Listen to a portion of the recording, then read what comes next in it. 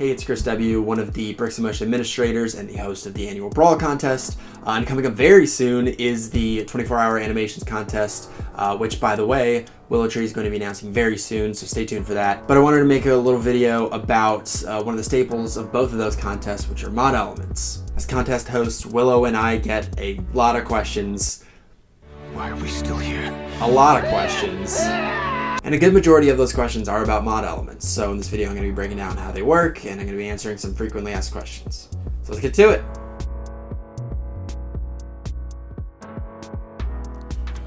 So mod elements are indicators that your entries for THAC and BRAWL were made in each time span of each contest. For THAC, it's 24 hours, and for BRAWL, it's a week. It's a way that the judges can look at that and say, oh yeah, you didn't cheat by animating beforehand. At the exact time that THAC or BRAWL starts, both the color mod and the letter mod will be announced, so let's start breaking down what the color mod is. Back before the first THAC in 2005, the mod element was conceived as a special brick, which eventually evolved into the color mod. The color mod is a combination of two random brick colors that are either connected or they're just touching.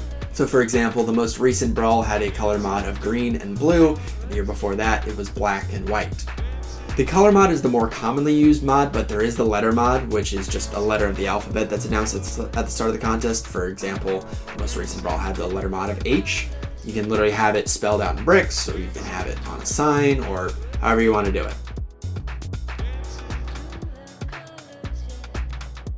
So a requirement of THAC and BRAWL is that one of the two mod elements must be present in every shot of your film, with the exception of 15 seconds, but we'll come back to that later. So I'm going to show you a short bit of animation, and then we're going to break down the multiple ways the mod elements were integrated into that scene for a hypothetical contest. And we'll call this hypothetical contest the Brick Film Rapidly All 24 Hours.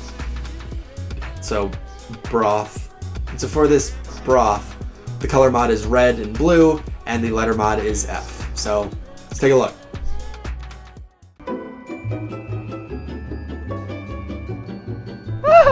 Please don't hurt me. I'll do anything. So as I said earlier, one of the mod elements has to be in every single shot of your film. And if you're newer to brick filming or just filmmaking in general, you might not know how to define a shot. So let's look back at it. Here's the first shot with the blue and red color mod here. Then it cuts to the second shot with the color mod here. Then it cuts to the third shot where there is no mod element, but we'll come back to that. And finally, the fourth shot with the letter mod here. So in the early years of THAC, a mod element was required in every single frame of your entry, but eventually that loosened up to be in every single shot. So as we saw in shot 2, a mod element isn't in every single frame, but it is somewhere in the shot, so that shot counts. So the rules for THAC and BRAWL have loosened up even further in recent years, allowing for 15 total seconds that don't require a mod element to be present. That way you won't have to worry about reshooting anything if you forget, or if there's a creative shot where you don't really want a mod element in there. You can use all 15 seconds up at once, or you can have multiple shots without mod elements throughout the whole film. For example, you could have 3 5-second shots without mods, or 5 3-second shots without mods. Whatever way you choose to use this leeway, just make sure you keep track of it so it doesn't go over the allowed 15 seconds.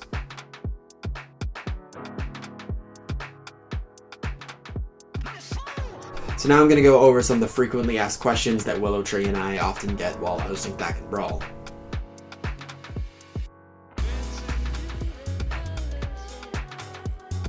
So let's take a look at a minifigure.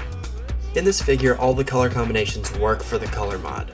The hand connects to the arm connects to the torso connects to the head connects to the hat, the torso connects to the waist, and the waist connects to the legs.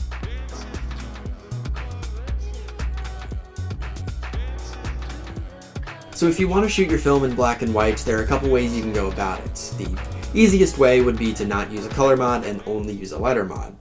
However, if you want to use color mods, what you can do is you can shoot your film in color, and then in editing, make it black and white, and then submit another version to the host that has color.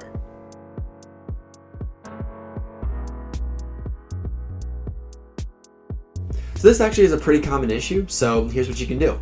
So while you're filming your entry and you can see that your mod elements are blurred because of the shallow depth of focus, you can take a photo of it in focus. Then you can submit that photo or photos, one for each shot where that applies, alongside your entries for clarification.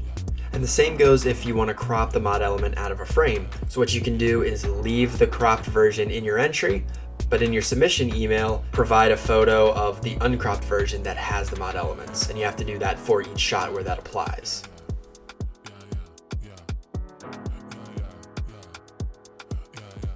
So technically, yes, you can. If you're finishing up a shot and you realize you didn't include the mod elements, but you still want to animate a little bit more, you can technically put a mod element in there if you wanted to for one frame, and then that's it. And technically that shot would count.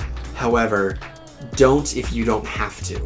The reason is that during the last stretch of the contest, that's when Willow and I get most of the entries, and we have to go and scrub through them just to make sure the mod elements are there so we can approve them in a timely manner. Trying to find mod elements that only appear for one frame kind of slows down that process. So you can technically have a mod element for 1 or 2 frames, very hidden.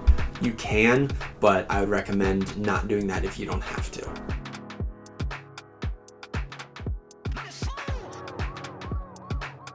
So base plates actually haven't counted as the mod elements, but Willow Tree and I have talked about it. We've decided to allow them as a mod element. So in years past they haven't counted, but now they are. So those are just some of the frequently asked questions. If you have another question, just ask below in the comments. And also, don't just watch this video, actually read the announcement post for THAC or BRAWL, whichever one you're entering. So as I said, Willow Tree is going to be announcing the next 24-hour animations contest very soon, so subscribe to this channel if you haven't. Thanks to all of you for entering THAC and BRAWL throughout the years. It's an incredible legacy to be a part of, and we hope for more prosperous and fruitful contests in the future. So yeah, hope this helped, and hope to see you enter future contests.